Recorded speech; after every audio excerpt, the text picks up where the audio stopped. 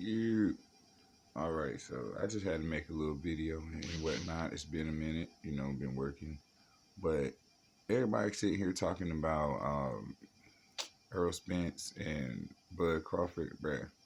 I don't want to see that rematch, and I really feel like Bud hit it on the head years ago when he told him. He said, "When I beat you, they're gonna say that you stayed at 147 too long." Now they sit here trying to get the weight up to 154 as if that's gonna be a difference. Weight has nothing to do when it comes down to skill, being able to move your feet and to be defensive and offensively sound. You know what I'm saying? Spence has one mentality: go in and break them. We've seen that in all his fights. We've never seen him really have to use his feet to play the 3 to 5, 3 feet to 5 feet, entering the danger zone, jabbing in and out, moving, weaving, feinting. We ain't seen that really from Errol, bro. We've seen Errol get in on people, stand there at 3 feet, and bang out your body. And I'm just saying, bro, if you ain't got no other skill that you have set, you know what I'm saying, in order to get this done, you going to get the same result, bro. You know what I'm saying? That's not hating. Like I said, I really thought the fight was going to be more explosive than what it was. I thought that these two right here about to really show the world something. But the only person that showed something was Crawford that night. You know what I'm saying? So we got to basically say that, hey, Spence, I think the dude got your number, bro. Because the second fight ain't going to be no easier. Second fight is going to be harder because he knows you. You know what I'm saying? Like, he actually knows you now. The power he thought he had to fear before, he didn't fear this time. I don't see him fearing it at 154. You know what I'm saying? And then the fact that he done went to 180, you know what I'm saying, in the past 4 or 5 months to challenge Canelo even before this rematch. I just feel like there's more to Crawford than what people think. You got 3-4 trainers, bro. You know what I'm saying? He goes in the ring with 3-4 outlooks every time he fights somebody. He's not just going in there with one game plan. I think that also benefits him more so than the other boxers he fights. You know what I'm saying? Like, bro, you got 4 different coaches. You got 4 different sides of a coin you can bring out in any type of situation, and he listens to him.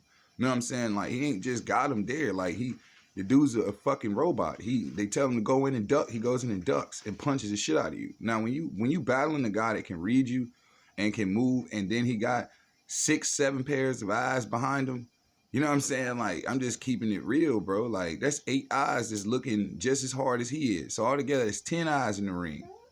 His and then his coaches. Man, you can't go in there with no chinks in your armor. You know what I'm saying? And everybody was like, well, he was weight draining. I can't go along with that because then that'll make Bud look even more of a shittier damn opposition, you know what I'm saying, than what he had to be for anybody. And I don't see Bud as a shitty opposition. Bud came in there and told that man years before this fight that he was going to get his ass whooped and what everybody was going to say.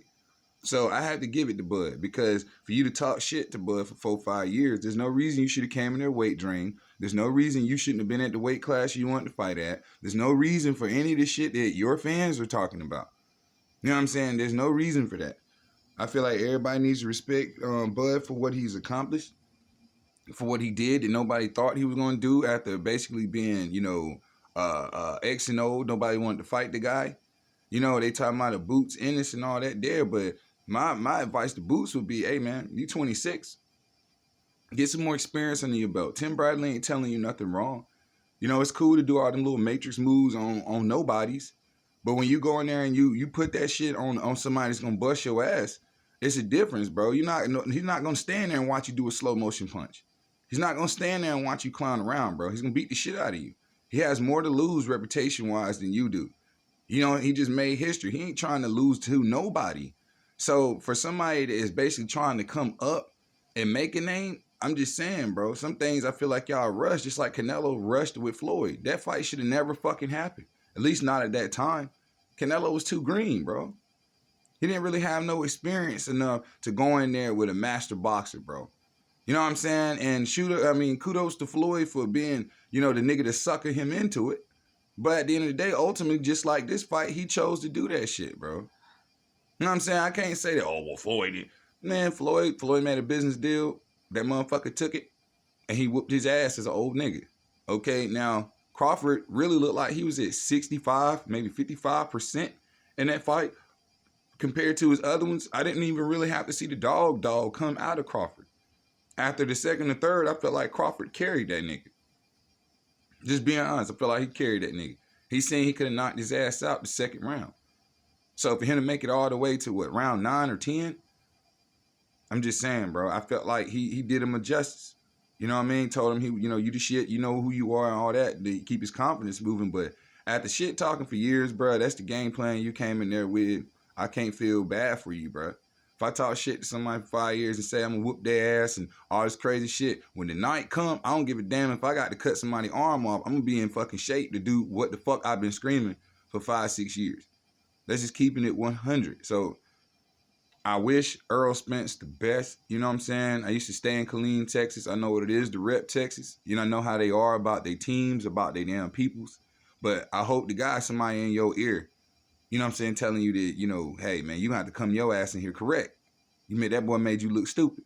This is being real. That boy made you look stupid by eating your own fucking words. He made you eat every goddamn thing that you, Derek, all y'all niggas said them years. He made you eat that shit, dog.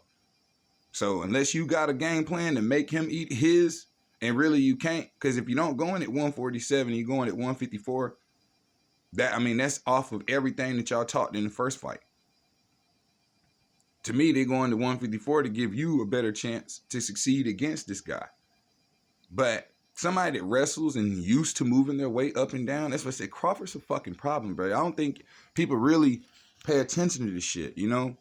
Everybody talking about, oh, well, he wanted glove gate this, glove. I'm like, bro, I don't want to hear no glove gate shit or none of that, especially these fights where it's all these people out there and there's money to be made. You know what I'm saying? It's too many people involved. I'm just saying, I don't want to hear that shit.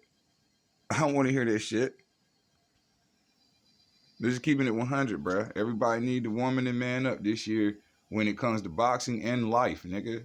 Live by the decisions you make. If you're not strong enough to do something, come back stronger the next time.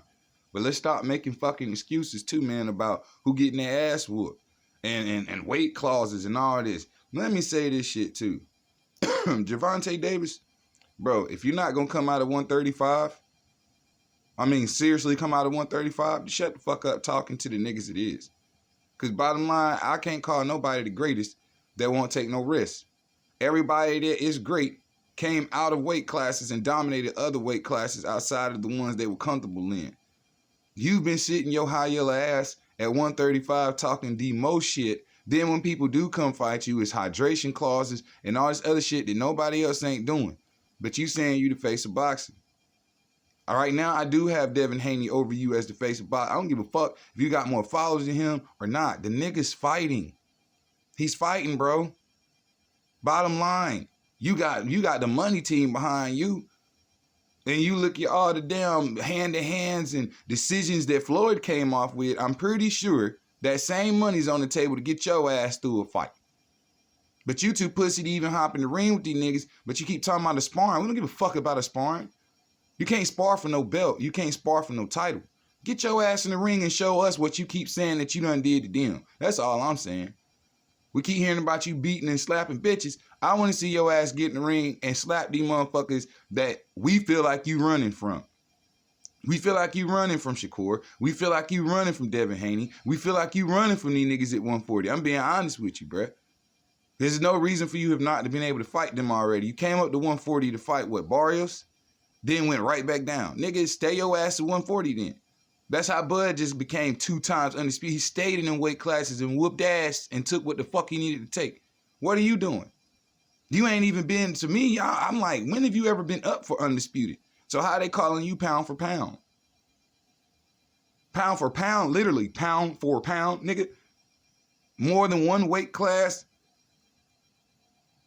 Like I said, he can use his body in any weight class to come out on top. That's a pound for pound, bro. Put him up against any opposition, he's gonna come out on top.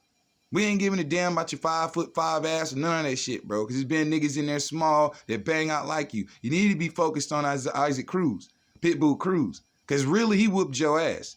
You know, the media you can pay the media to say whatever, but the real boxing fans, we know why you won't face him again. Because he truly whooped your ass. There was a whole bunch of punches that they counted that they shouldn't have. And we watched that fight multiple times in slow-mo. You were punching that man on the damn show, on the fucking arm with a lot of them uppercuts, but he was tagging your ass. And that's why you was like, hell no, I don't want that rematch. And that's when I said, you pussy. Because anytime that Floyd, even your mentor, had a close fight that people felt like he lost, I give him this much respect. He did a rematch and came back and beat the shit out of the motherfuckers. That's something you get to do. You just be running your fucking mouth a lot, and that's what be killing me. You know what I'm saying? I'm just being real. Any fight, tough fight that you've had, you never wanted the rematch. And if you did, it was because, goddamn, they were easy motherfuckers. But every fight that your ass have had, bro, like I said, where are your rematches at? And that's why I said Floyd sort of fucking covered his ass because he made smart decisions. That was a smart decision. He knew that down Marcos Maidana was fucking swinging on his ass. He knew that motherfucker was crazy, and there was some shit that he won't prepare for that first fight. But the motherfucker came back the second fight and beat the motherfucker so bad, we thought that we was stupid the first fight. You understand what I'm saying? Like, you gotta have some common sense, bro. But you need to sit your high ass down in Baltimore or something. You need to come up with a game plan. Because if money is all you chasing, then take your ass to the MMA or something, where there's only one belt and one weight class for a little motherfucker like you. You know what I'm saying? Won't nobody be pressuring you to go up in weight. But this is boxing. You done been at 135 for how many years? I'm just saying, you still walking around with a little kid body and shit, with a big ass alien head. Put some weight on your body and go up and look like a man. Grow a beard and some shit. Look like a man, bro, and go out there and whoop ass. And show everybody that you great. Show us. We tired of hearing about this shit. Show us. And that's all I got to say on this one here. I said what I need to speak on boxing-wise.